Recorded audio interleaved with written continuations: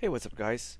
So today I'm gonna go ahead and showcase off my Blackwing deck that I've been kind of working on for the past week or so, and I've been kind of just learning how to play the deck, watching a bunch of other YouTube videos and combos and stuff like that, and yeah, just kind of building upon the deck and seeing what cards go into deck, what works well and what doesn't work well. And the deck is definitely pretty fun to play. It's pretty budget. You can make this entire deck, save for the extra deck. Extra deck can get kind of pricey, but the rest of the deck is pretty cheap for the most part. If you wanted to play some sort of like budget combo deck, budget, um, rogue deck, Blackwings is pretty fun to play. The deck is hard to pilot, in the sense that um, if you didn't start off with some of the starters, like you didn't start off with Simoon over here, or you didn't start off with you know, the Surrey, then you might, your combo lines are a lot different, and that's when it gets a little bit harder to play. Or if you run into like, if you go second, you run into a bunch of like, disruption and stuff like that. But in general, the deck, when it goes off, it goes off, and it's kind of hard to stop because a lot of the components of the deck, especially like the black whirlwinds and stuff like that, they're really hard to stop, especially if you're going first and your opponent really just can't. They have one ash blossom. What are they gonna do against maybe double whirlwind or something like that? And you can obviously chain block them and stuff like that. So there's a couple of tricks to kind of fight against a few of the hand traps. Obviously, the one that we're most weak against is Droll and Lockbird. If you Droll and Lockbird, you're basically done for the turn. There's not much you can really do, um, unfortunately. But that's just the nature of a combo deck. So you have very high ceiling, but you have very like you're very fragile to certain hand traps and stuff like that. The other cool thing about this deck is um, it's just a fan favorite deck. I've been playing Black Wings since it first came out back in 2009. I want to say I don't quite remember the exact date it came out. 2009 or 2008, something like that. And they all came out as basically kind of commons and rare cards and stuff like that. And I built the original deck, um, you know, on budget. I think I spent about $40 on the deck. And at that time I was in high school, so I didn't have that much money. So I built the deck, played it, and I won a bunch of locals with it. I actually won a locals with Black Wings. I didn't even have Armor Master. I used Life Transfer or Psychic Life Transfer, which is like a level 7 24 beater. And I won that locals with that card just because, Black Wings at that point, the deck itself was just very good at swarming the board and controlling the board. And the extra deck was just kind of like icing on top of that, or icing on the cake. But yeah, playing the deck for a while. I haven't played the deck recently. It's been, I don't know, several years since all of the Blackwing stuff that has came out in terms of support has been kind of lackluster, and they're just not very good for the deck. And deck is just very slow. Unfortunately, the deck relies on its normal summons, just like decks back then in 2008 and 2009. They heavily relied on their normal summon. So if their normal summon doesn't do anything or it gets interrupted or something like that, that kind of crumbles from there. And it's just a very slow thing to do in 2022. Like if you normal summon a monster, you expect it to do something crazy. And a lot of decks nowadays they just kind of go off, even without a normal summon. So that's kind of the nature of Yu-Gi-Oh. And so Black Wings have been in a pretty bad spot. Um, Up until I guess now it's a good spot. It's a good rogue deck. It's a good maybe tier 2, tier 3 sort of deck. And yeah, and it's just overall fun to play and cheap to build. Um, and I wanted to just get back into playing the deck, and trying it out at locals and stuff like that. Now obviously it doesn't play like how I used to play it, and learning the deck nowadays it's difficult. I want to say because there's just since it's a combo deck, there's just a lot of ways to build a deck in um, in a sense, you can choose to go like a link build, you can go more of an exceed build, you can go a full synchro build, you can go a hybrid build, you can go for a build that focuses on one thing. Yeah, there's just a lot of ways to build this deck, and while you're playing the deck, there's also a lot of things you can do with the combo lines, and those combo lines, sequencing them is can get kind of tricky, and that I think just requires a lot of practice. And I myself am not currently have not currently mastered the deck yet. I'm still kind of learning a lot of the combo lines and how to branch out. And I think that's the main problem with the deck is that it gets so complicated that there's certain things that if you make one mistake, it just kind of screws up and it's hard to recover, or it just you take so much time trying to figure out where you're going that sometimes it gets kind of messy, or you forget to do something and it kind of screws up the rest of your gameplay. And I found that to be the case when I'm testing it with my friends. And yeah, that's just the nature of this particular deck.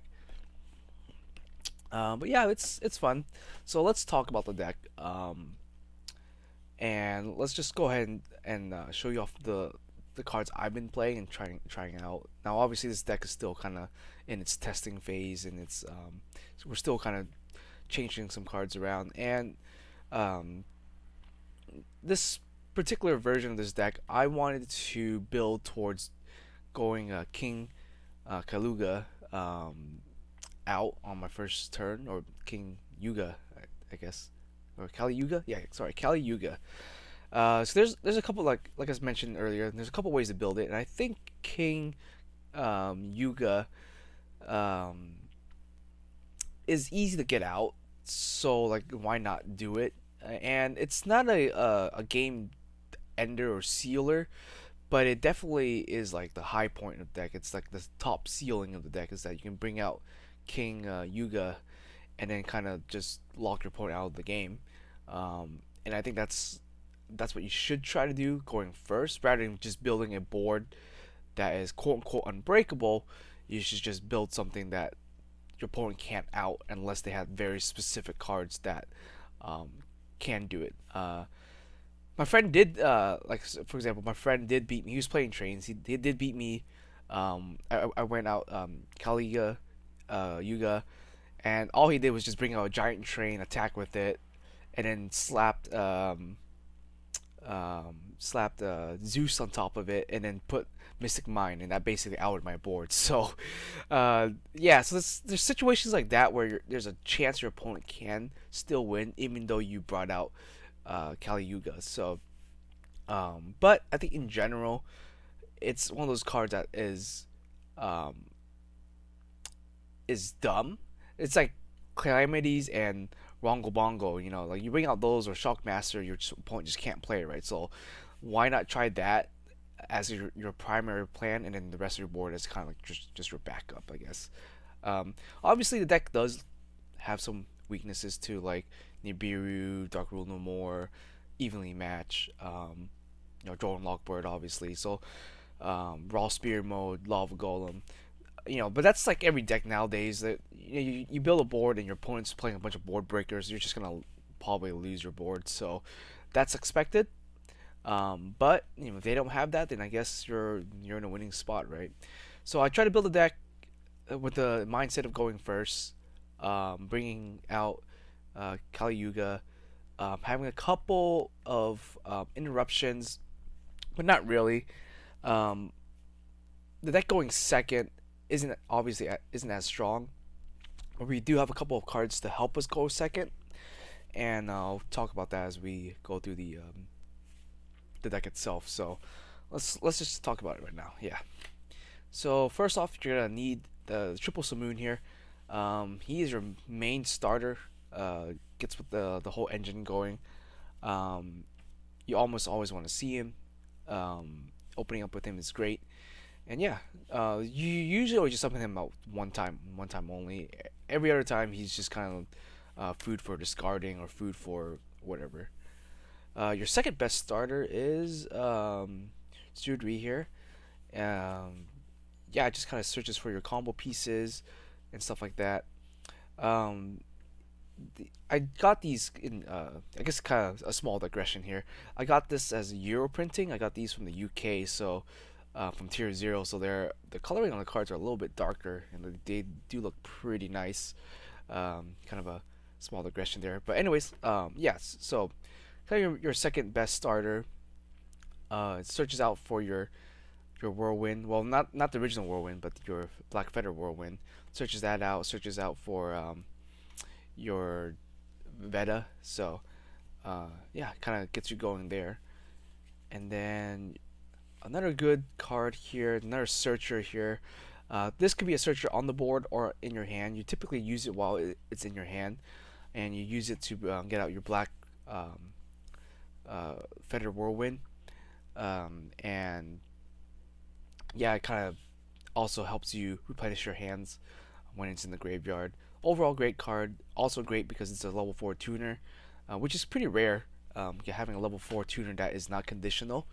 This one, yeah, there's really no condition to it. So you just, if it's on the board and you have another level 4 or level 6, you can go into level 10 or level 8 synchro very easily. So that's a cool thing about Shamal here. And then another 3 of is your Veta. Kind of another combo starter, one card combo. Helps you to set up your graveyard. Is easily your best level 2 tuner. Level 2 tuner is very important in the deck.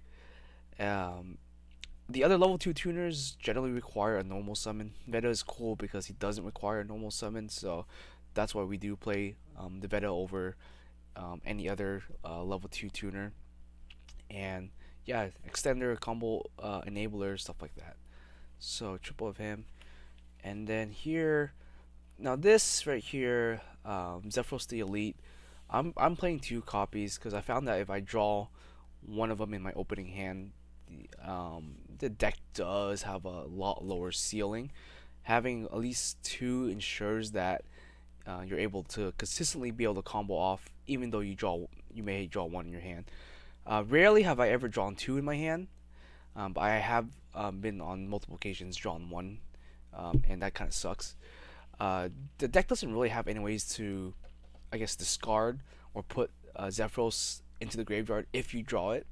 So that's the main issue. So you can put him into the graveyard from the deck really easily, or you can bring him from the deck out, but you cannot get rid of him if he's in your hand unless you normal summon him and like have Veta and then like link away or something. But yeah, otherwise if he's in your hand, he's basically just kind of dead. So that's why I'm playing the 2 Zephyros. It If you like to, you just cut him down to 1, but I say like through testing, I think I like 2 Zephyros more than not. But yeah, 1 Gale. Gale just another extender. Don't really use him for anything else. You can search him out when you normal summon him. If you have Black Whirlwind, you normal summon him. And if your hand is stacked, you can just search out Gale as an extra extender. And he can just summon himself when you have another Blackwing. So he's not, yeah, not much to really say about Gale other than just you can use him to link away into level 7. You can link away into, or sorry, you can link into Y-Strix, or you can synchro to level 7. So that's his main purpose. I don't think you can really go into level 10 or level 6 very easily with Gale. There's no way to really do that. I don't think you can potentially go into level 5, but we don't play any level 5 synchros in the deck. So yeah. Steam just came off the ban list, and he's interesting. If you can get him into the graveyard, it's great. If you have him in your hand, it's not too great. So it's kind of like a 50-50. But I've liked him in the terms of like if you're able to dump him with the Boris, you can bring him back by his own effect, and he kind of just makes bodies on the board, which is nice, and it helps you to synchro climb a bit, and it's just kind of nice. Or if you have Black Feather Whirlwind and you can just keep spamming this thing out and setting it and get a bunch of Steam tokens, you can kind of do some kind of cool stuff with that. But yeah, it's just kind of an interesting card. It's a one of obviously because it's limited to 1, but I think it's worth running, and we'll see how it goes. And then the next 2 here, these are your level 2s. You need uh, I would say at least two level twos that do not or that are not synchro or tuners. Sorry, because Veta needs these to go um, into the Black Feather Dragon. Now, obviously, you can use Veta and send like Samoon and go into Black Feather Dragon, but that's not ideal. You generally want to use Veta to send himself a level 2 and Zephyros to the graveyard. So having two of these is just like having two Zephyros. Basically, it's just redundancy because most of the time you only use Veta's effect one time, and that's it in this particular deck. So you want to make sure you have some sort of redundancy, some sort of backup plan that you're able to like send this to the graveyard with a Zephyros, and that's how most of your combo starts off. Because this deck, Blackwings can really only go first and make a board, and if they break your board, it's hard to make another board because you're out of extra deck stuff by then most of the time. From what I like when I play test, I'm usually down to like maybe three, maybe to four extra deck slots left. 'Cause I go through like 11 synchro monsters and stuff, and it's hard to recover if your opponent does break your board. Now, you like obviously you could play a full synchro build and just play like multiple copies of those cards for redundancies in case someone does break your board. But I like this particular version. It allows you your extra deck is more flexible in that sense, and I'll show you my extra deck in a bit there. And then the last Blackwing monster we're playing is Squall, or Orochi, I guess. And yeah, just a great extender. Can special summon himself, and is used to generally make Red Hot Archfiend, or you can link away for like Strix or something like that. Yeah, just a great extender that can summon himself, and that's it for the Blackwings. Unfortunately, we do not play any of the old Blackwings, and this right here is my old collection of like my old Blackwing cards that I used to play back in 2000, like 9 and 10. And yeah, unfortunately, these don't really see that much play anymore. Um, Obviously, you can still play Bora. Bora is still a really good extender if you wanted to play him, or you can play Chris, the Crack of Dawn, as another good extender. But yeah, Shirako, Shura, they aren't going to see any more play. Um, Kalute here is too small and too slow to do anything useful. And then you obviously got some Gales here. Another good card you might want to play is Veil, or sorry, Vayu.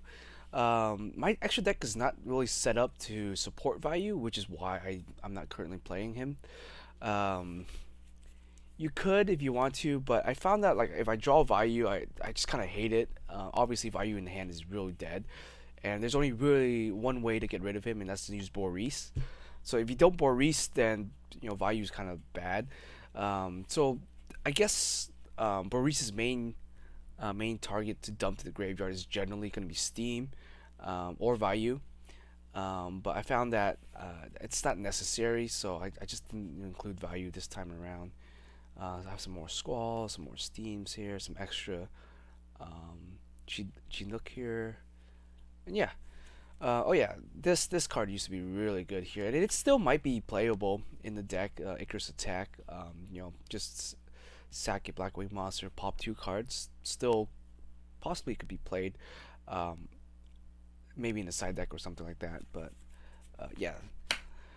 Anyways, that's it for the Blackwing monsters. Let's jump into the non-Blackwing stuff. We play one Raider wing here, and we play this because it counts itself as a Raid Raptor and a Phantom Knight, and it just combos off. You really only need one. The cool thing about this card is that if you draw it, it still works in your hand, so it's not like a completely dead draw. But yeah, it works well with your Bardiche.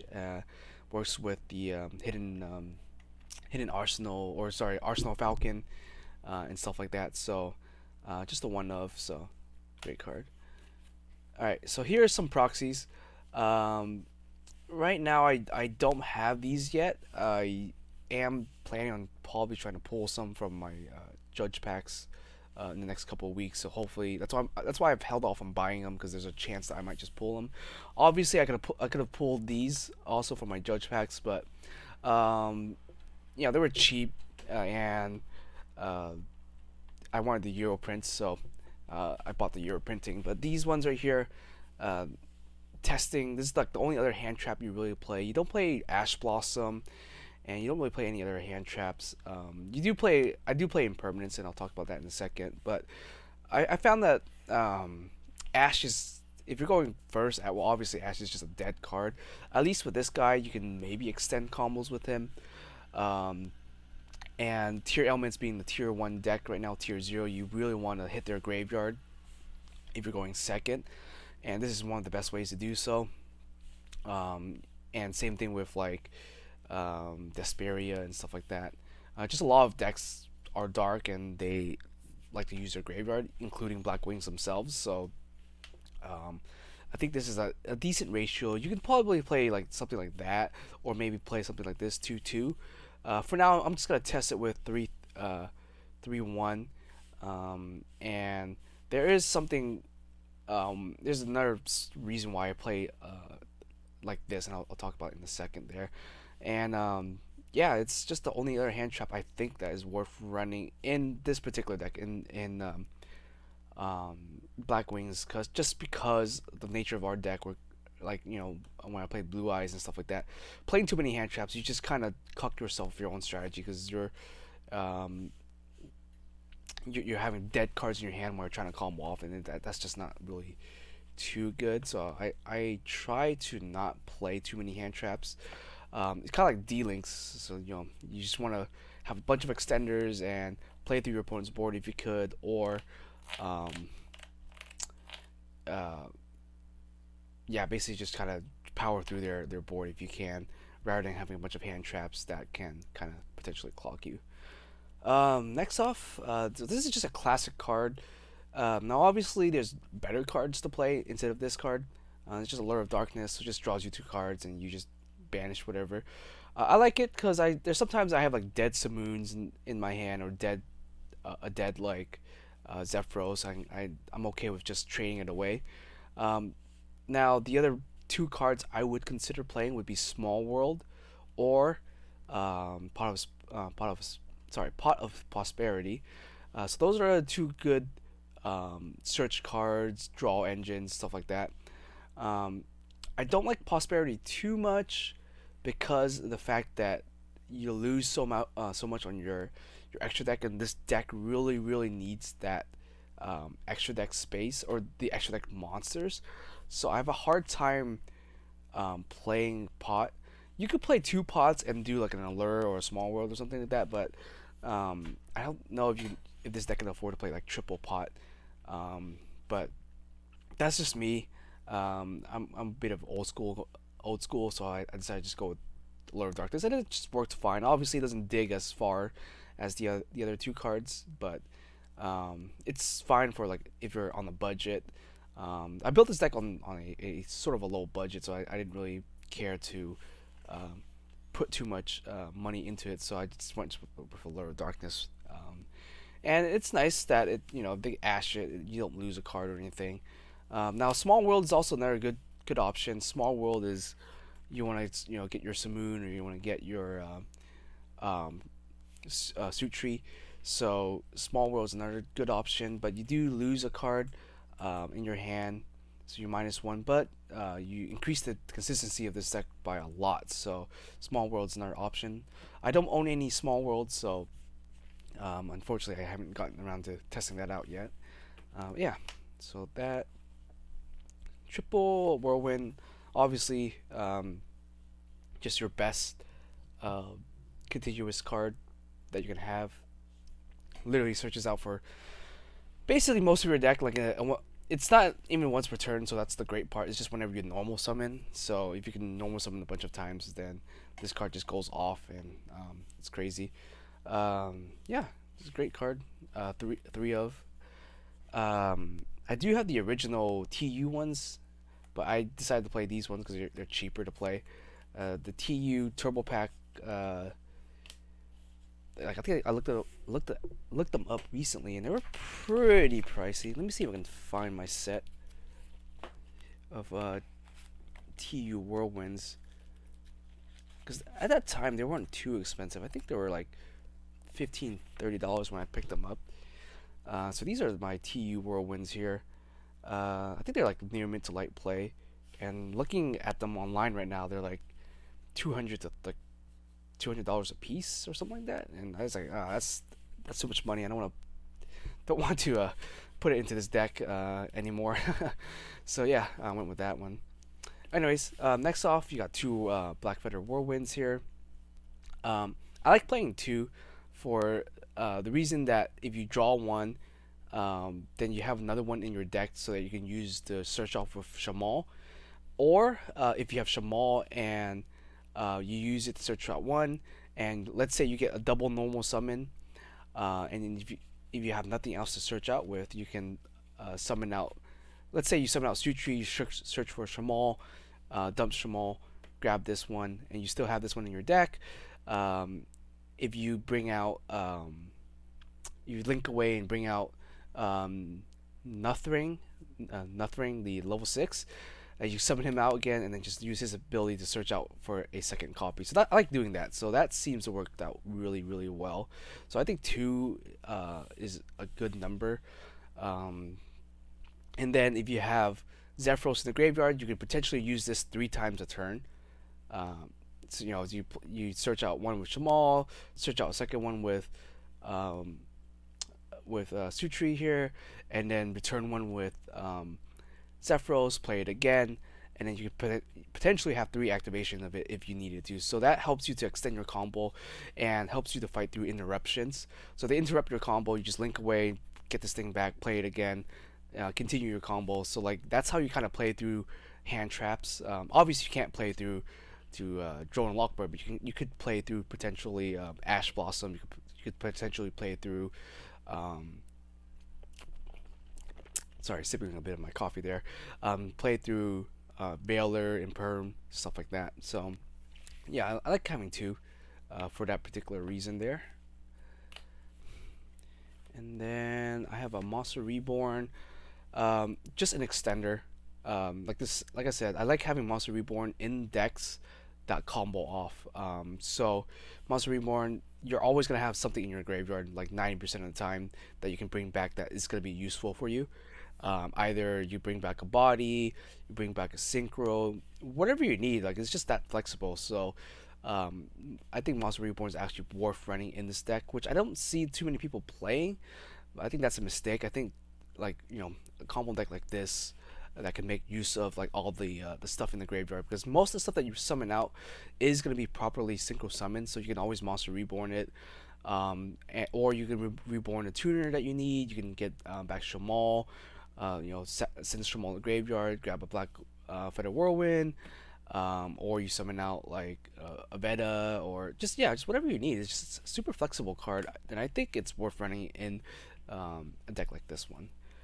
And then the other one of's gonna have Call by the Graves and Harpy's Feather Dusters.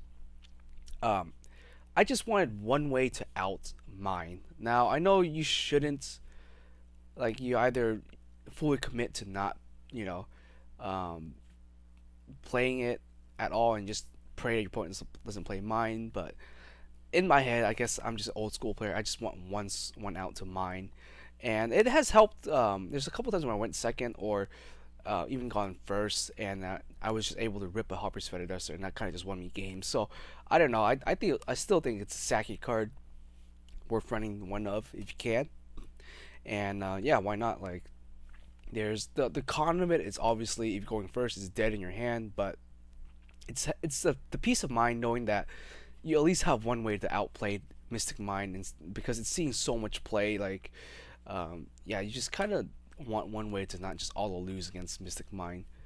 And then Call by the Graves, obviously, combo decks. This card, any combo deck loves Call by the Graves, so you can stop your opponent's interruption and just go off from there. Another card you could potentially consider would be Designator. The thing about Designator though is you also have to cram in stuff that you would hit. So if you play Designator, you would probably have to play maybe one Droll in your deck, maybe a Nibiru, maybe an Imperm or something like that, or an Ash Blossom. So That's the thing with designators. While I like it as a card, um, I don't know if there's like enough room to put both designator in and the targets that you're gonna hit with designator. So um, yeah, for now I'm not playing it, but maybe that will change in the future. But for now, no designator. And then the last spell we're playing is the Phantom Knight rank up magic. And this thing is what allows you to go into King Kaluga.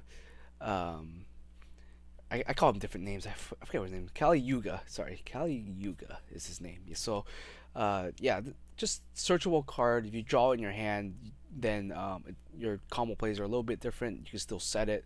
But yeah, just the one of, obviously.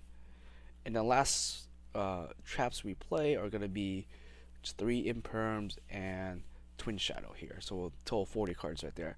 So imperm, reason I play it is it's good going first in the sense that uh, you can set it and interrupt your opponent on their turn, so it's still playable going first. And this card is especially great going second. Um, so if your opponent does something, you can interrupt them, or your opponent has a Omni Knight gate or like a window or something. You can play this negate a window and still combo off. So that's why I like the imperm. That's what it's for. It's to help you kind of break boards, um, and is also somewhat disruptive. So flexible card.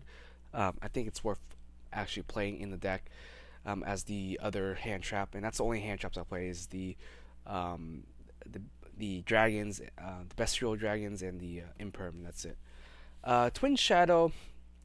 I'm back and forth on this. Not in the sense that it's I don't think it's like bad or anything. I think it's a great card. I'm back and forth if I want to play 1 or 2 copies. Obviously, I don't think with this type of build you can play 3 copies. There's no way you can play 3 copies of this. If you go a full single build, then yes, you can definitely play 3 copies of this. If you go like triple assault dragon, triple, double Blackwing dragon, then yes, you can definitely play 3 Twin Shadows.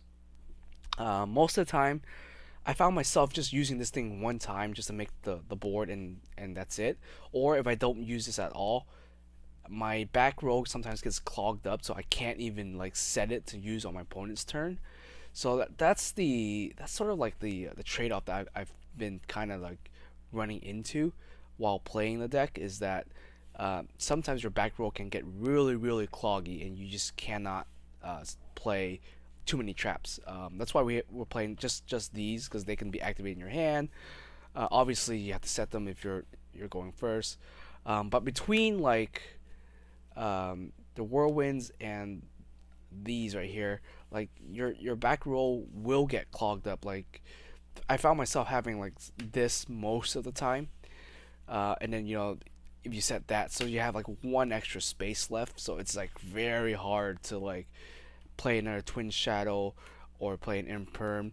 Or sometimes this is like my back row. It's like I have double Whirlwind, double Feathers, or something like that, and it's just like you cannot really um, play anything else too trap heavy in the deck because you're just gonna clog yourself up.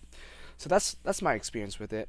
On top of that, once I show you my extra deck, um, you just don't have enough targets for Twin Shadows to use because most of the time you just kind of naturally go through your extra deck, and so by the time you could use Twin Shadows, you're kind of out of targets in your extra deck for Twin Shadows. So it's a toss up right now, and it's kind of a hard thing to balance out. So that's what I found in my playtesting experience. So right now I'm just playing the one of it's searchable off the Sutri, which is why it's worth playing. I don't know if it's worth playing more than 1 copy because if you have 2 of them in your hand, maybe you use one and the other one becomes dead. That I don't know yet. So let me know if you guys have any opinions on it or have any experience with it. Just let me know, and we can kind of figure out this puzzle here because that's what I'm kind of torn on right there. Okay. Oops, and move the camera a little bit. So let's talk about the extra deck here, and we'll go from there. And I know the video is getting a little long, but hopefully we can shorten this up a little bit here. Okay, for extra deck, one Blackwing Armor Master or full Armor Master, Great level 10. Certain decks cannot out this, and you just win against certain matchups like Flunneries and stuff like that. If they're not playing, Lava Golem or Kaiju's or something like that. Yeah, sometimes Armor Master is just good enough to win the game on his own. So, great level 10 to go into. One Assault Dragon. You don't Since I'm playing uh, Kali Yuga build, you only play one. There's certain builds you can play two or maybe three copies if you're going like the single build. But for this particular deck, we're only just playing the one just to have there. Red Heart Archfiend. You can make it easily in this deck. Uh, it just requires level 8 plus Squall usually, or if you have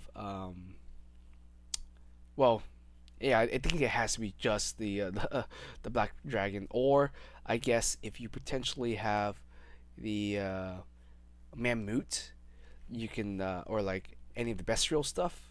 Oh no, that doesn't work. Sorry, I was thinking it just needs a dragon. It needs a dark synchro dragon. So I think that yeah, that's your only way to bring this guy out is with Squall and the Black Feather Dragon.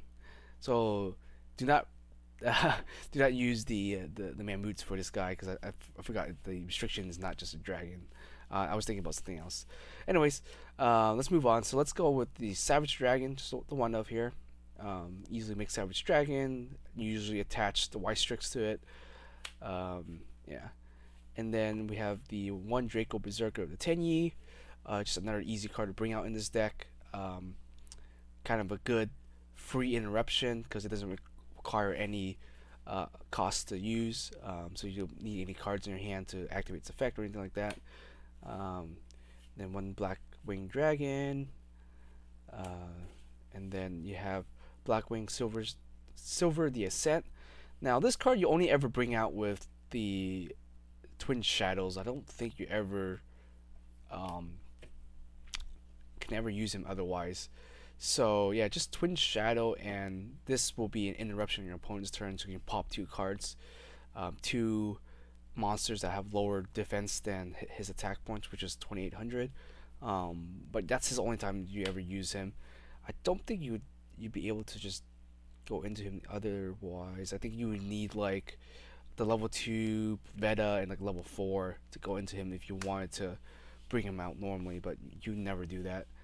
Then we have Raikiri. Yeah, Raikiri. Generally, you use him as to get into hidden, or sorry, Arsenal Falcon. Use him to get into Arsenal Falcon.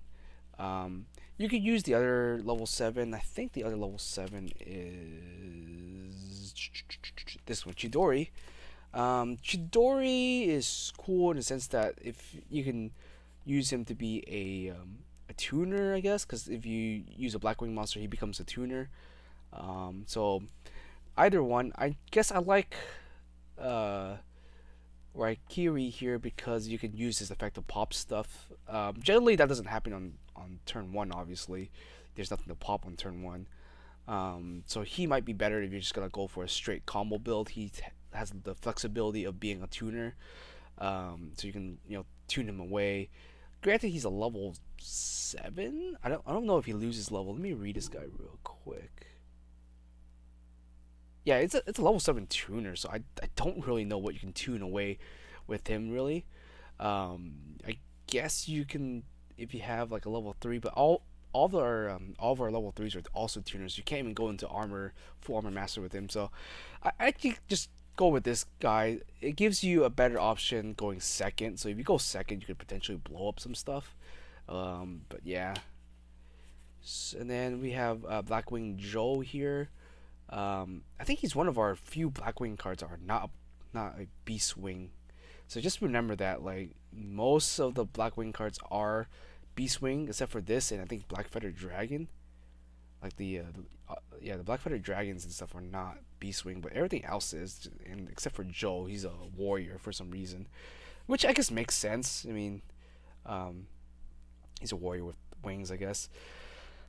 He's for to combo off, so you can generally bring this guy back, and then just link into him, or you bring back one of the other um, level 6 synchro monsters that go into your combos.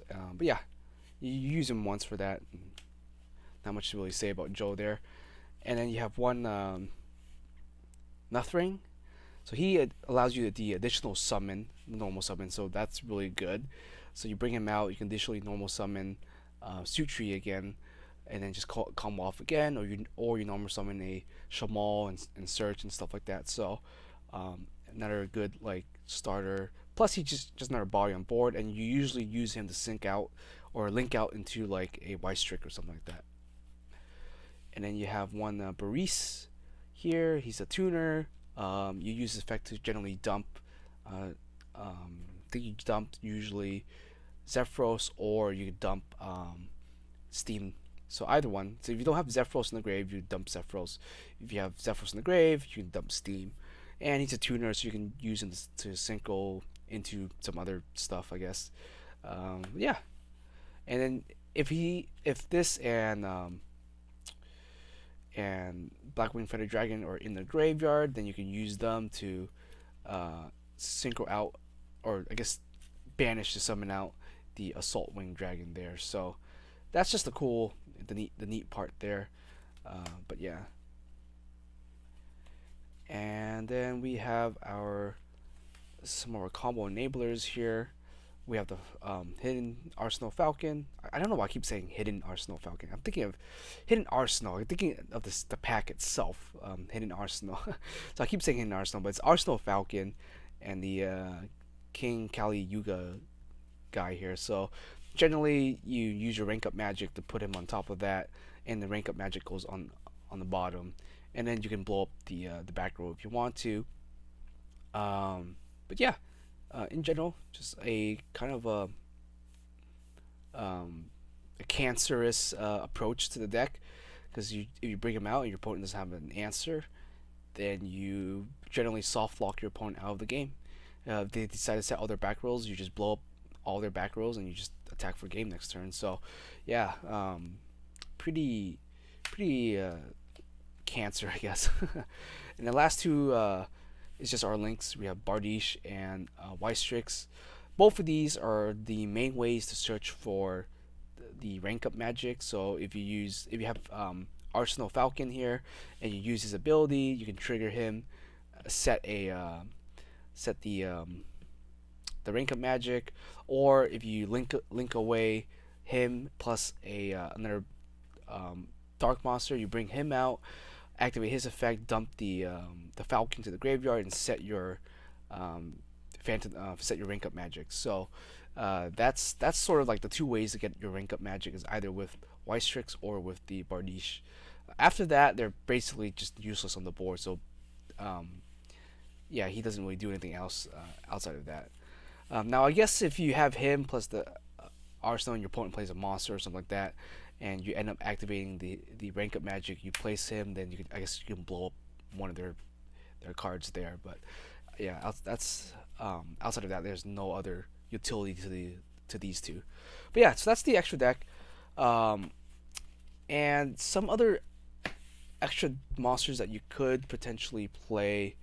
I'll just go through them really quickly. I know. I think it's one guy on YouTube. I forgot his name. It was like his Kang Nak, Kang something. It was like KAN. So I watched a couple of his videos, and I think some of his combos are kind of cool. And I think the one thing that he mentions a lot is being able to do Muddy Rock Dragon into like a Red Eyes Dragoon, or Muddy Rock Dragon into some other fusion.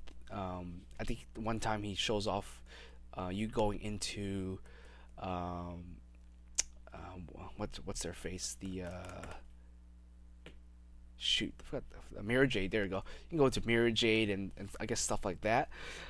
They're kind of cool. The thing I don't like about this particular combo is that Dragoon requires you for you to have at least a card in your hand for it to be an Omni Gate, and I found out that most of the time I have like maybe one card, or sometimes I have no hand. And so I don't think Dragoon's always that handy, but he is one of the better Omni Gates for sure. But this right here requires 2 extra deck space, and I think that's just too tight to play both of them. And I much prefer having to go into Red Heart Archfiend using the Black Feather Dragon over going into Dragoon, because this guy is free, and then you could just send this to the graveyard with Squall and have him out instead of having Dragoon.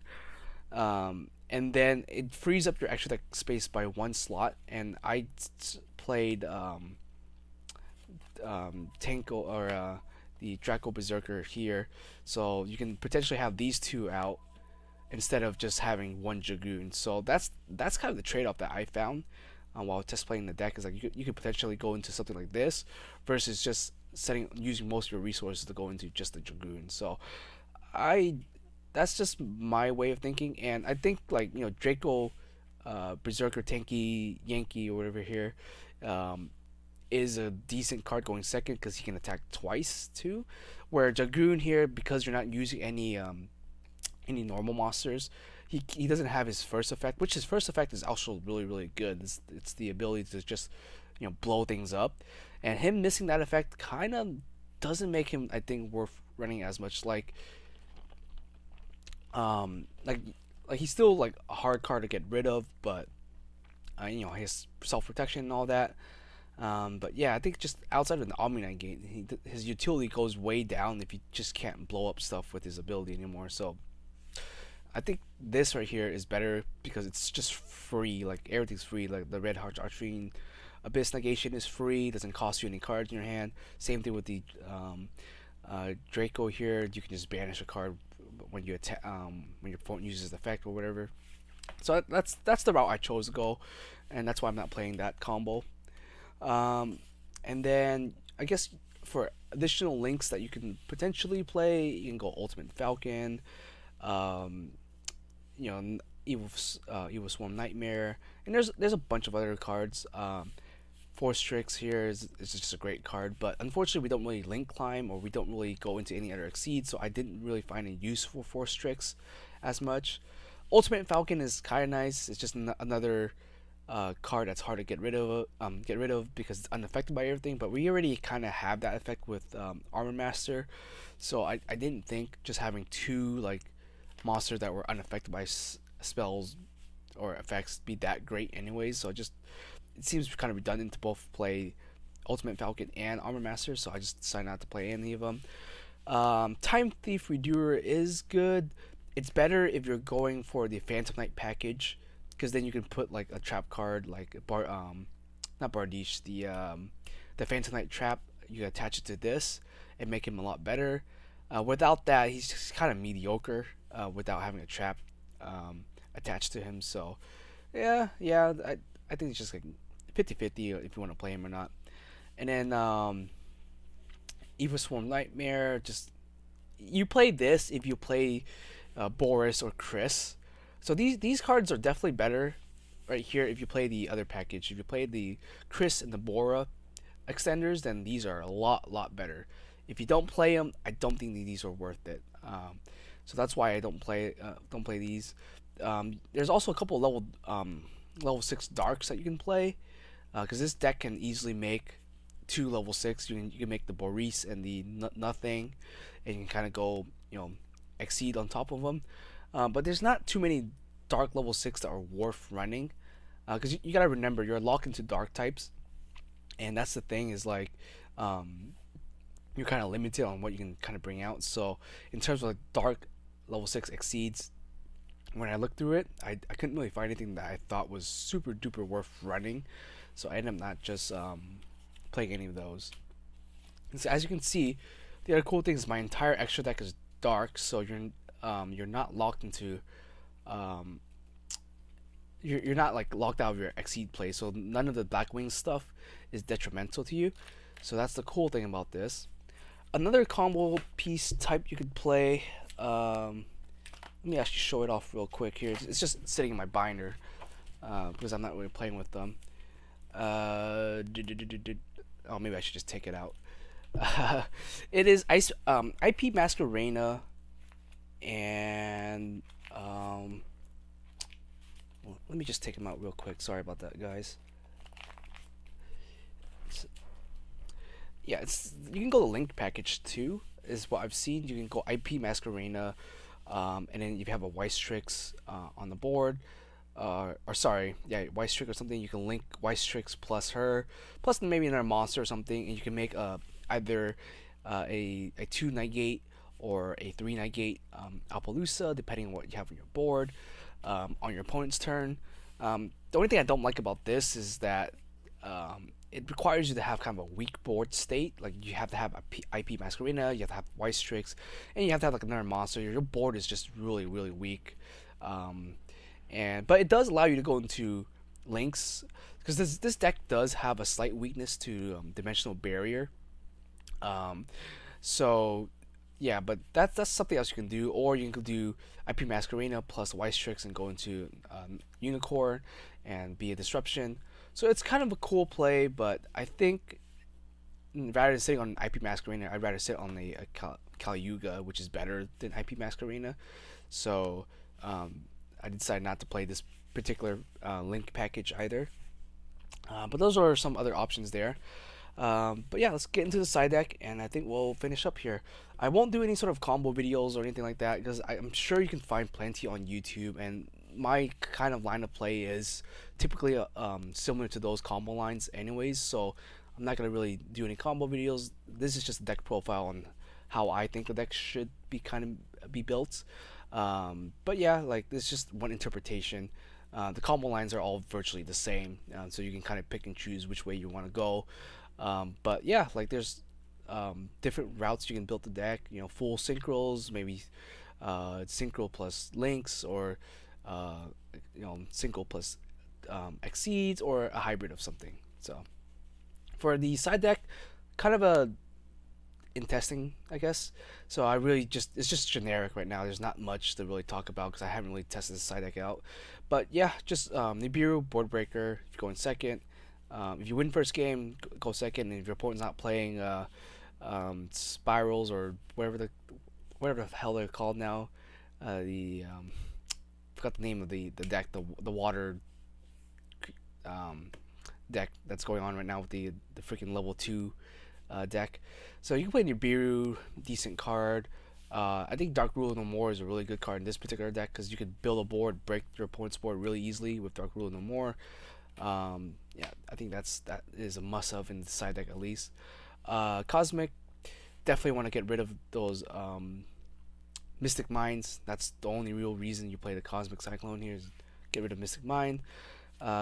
If you have, I think this works with Blackwing Dragon. So if you have Blackwing Dragon, you can you can play, if you're in time for some reason, you can Cosmic Cyclone, and then I think this would just put a counter on Black Feather Dragon. But I think that's how it works. Let me read Feather Dragon real quick here. Take damage from a card effect. So I'm not sure if this is considered taking damage. Pay 1 life points. I guess whatever.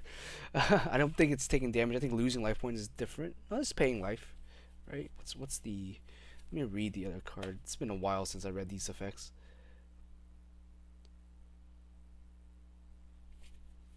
Yeah, I think paying life points. This doesn't really stop. Okay, so this might not work with Black Feather because you're paying life point versus taking damage, so it's a little bit different. I don't think Black Wing Feather Dragon stops you from paying life points. So anyway, disregard what I said there.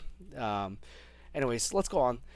We got Gozen match here. You're playing virtually all darks, so this does not hurt you one bit. But the offside is you can get a little cloggy with this. So you like I mentioned earlier, the back row can get a little cloggy. So be careful if you're playing floodgates, because then you're just gonna lock yourself up. But Gozen, I'm not sure what match it's good against right now. I haven't really played too much of current TCG. I've been playing Master Duels, so that's a totally different format. So I haven't really played too much TCG, so I can't say for sure if Gozen is good in the format or a good side deck card right now. I just know that in this particular deck, it's fine.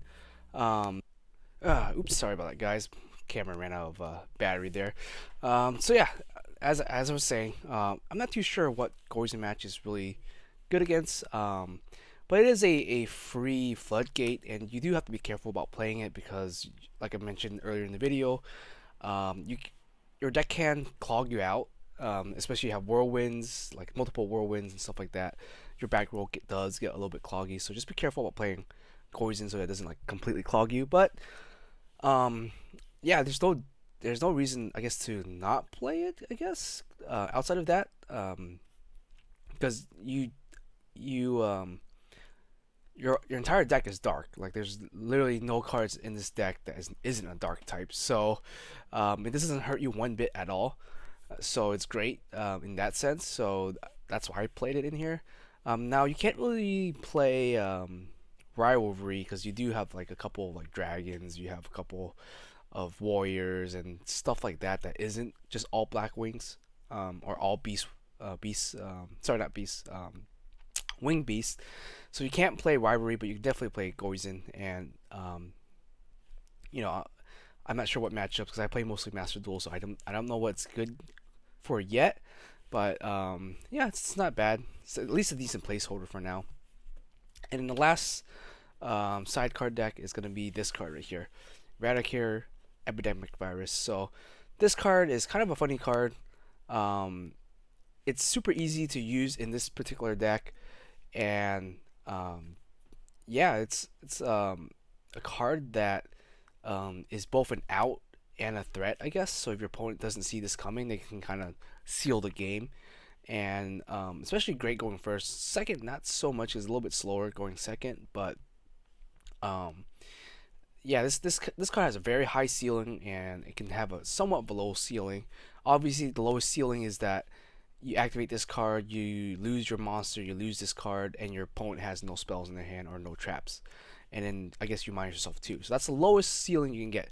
Highest ceiling is you activate this card, you hit like, or I guess the mid ceiling is you hit like two cards in their hand, so you break even, and then you see the next three draws or so. Now, obviously, the highest ceiling you can get is like, your opponent has like four spells in their hand or something like that. You hit four cards, and you hit like maybe one or two cards off of their draw phase, which is really great. And I think the reason why this card can potentially work in this particular deck is not because you can just easily bring out the synchro monster. It's because of these cards right here, the um, the bestial monsters fit really well. Now, correct me if I'm wrong if I'm not seeing something, but I think this works out really well if you're going first or something. You can just set this up really easily. Like you just play him. At the end of the turn, you search this card, and then if you have this, you activate this during your opponent's standby or during your opponent's draw phase or whatever. Send this to the graveyard and send this, and so you're basically only minusing one. So you lose out one card, and if you can hit at least one spell card in your opponent's hand, you break even. So, and then you get free information onto their hand. So that's the great part about it.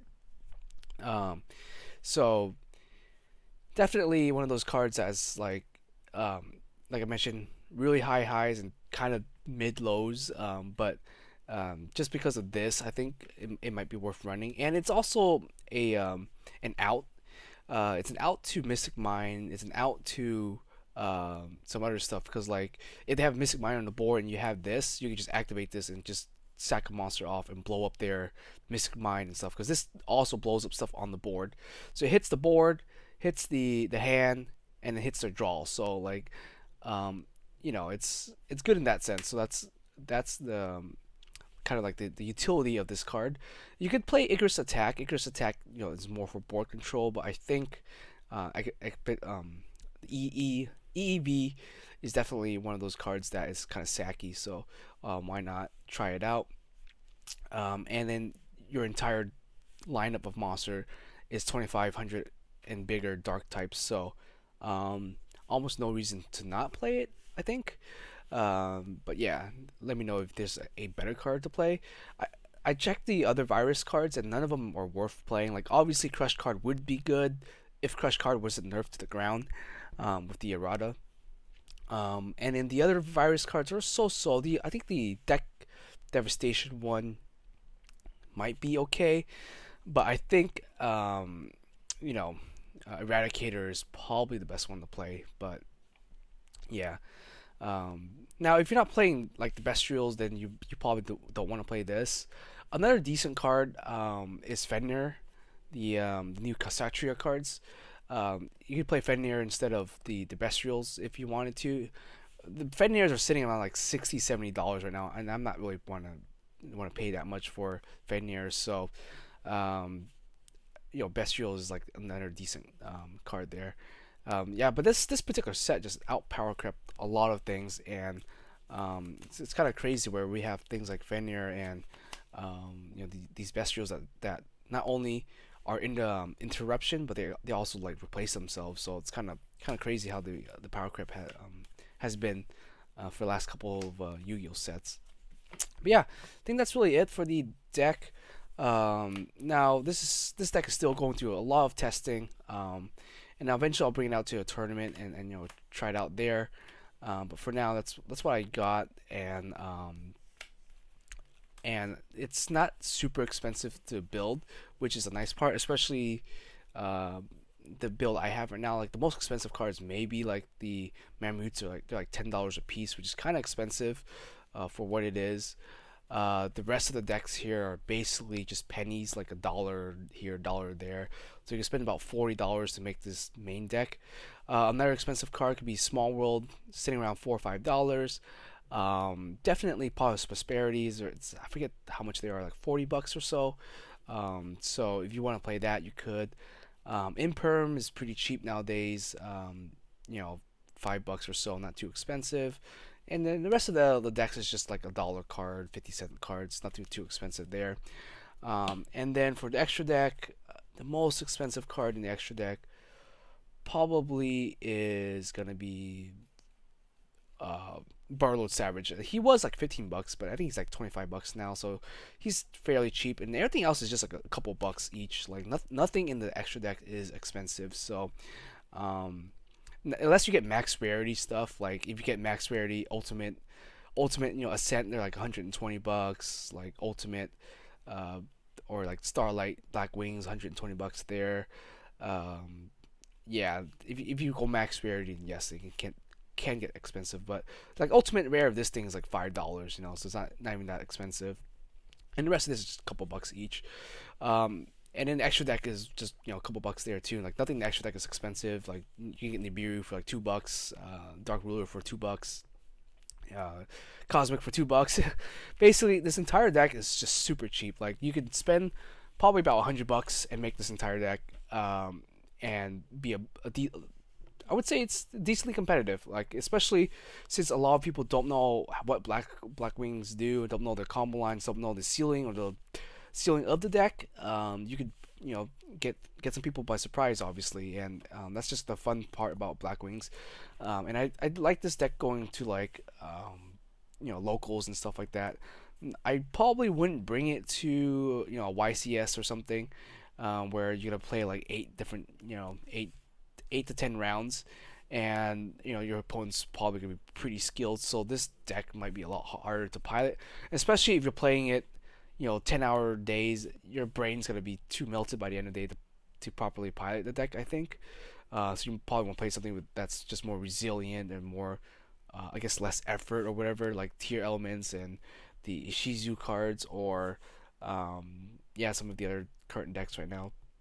But yeah, for about $100, I want to say, if you were looking up to pick up a fun deck for locals, or even maybe to take it to like some regionals, and potentially do pretty well, this deck I would recommend. For me, it's been kind of a blast to play. It's kind of a blast from the past. Granted, there's only like one or two classic Blackwing cards in here. There's not many classic Blackwing cards, so the deck doesn't look like what it does back in 2010, 2009. But that's just power creep. That's just the natural order of things. I don't expect to play with my favorite Blackwing cards from 15 years ago, or 10 years ago, or whatever. But I'm still happy that they're giving, Konami is giving support to older archetypes like this.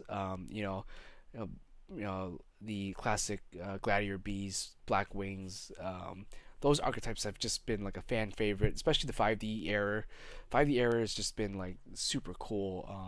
Lots of cool stuff that came out during that era, and as an older player myself, like being able to play with some of the older archetypes has just been really fun.